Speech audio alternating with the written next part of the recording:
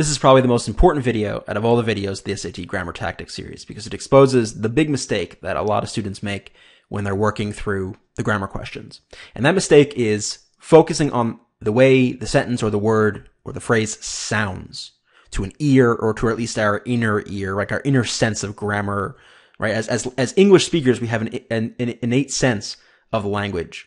But overly relying on that, overly relying on the sound of something or the feel of something is where you're going to get into trouble, right? So if you find yourself saying when you're doing these questions, or if you've never done them before, if you do find yourself saying, well, I think I'm going to pick A because, or D because that sounds right. And you know what? This choice, then I'm going to pick that because it sounds wrong. It doesn't sound quite right. If you're doing that too much, that's exactly what the College Board expects you to do. And they've designed questions specifically to punish you for that move.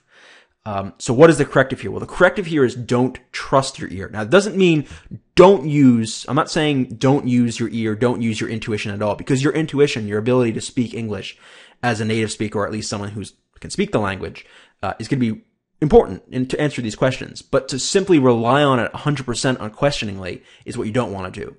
So as you can see, what you want to do instead is always back up that innate sense of the language, how something sounds, if it sounds right or sounds wrong. Always back it up with your knowledge of the common errors. So with facts, with evidence, with reasons, right? So if I say, oh, well, D sounds wrong in an error ID.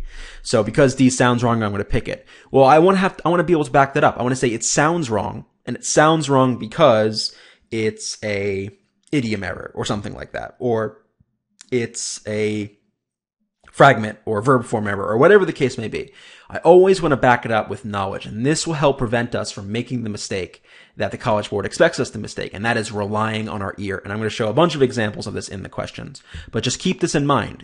This is why it's so important to learn the fact, learn the evidence, learn the rules, because if you learn the rules, you find the patterns, and you avoid relying on your ear too much. All right, let's move on to the next video.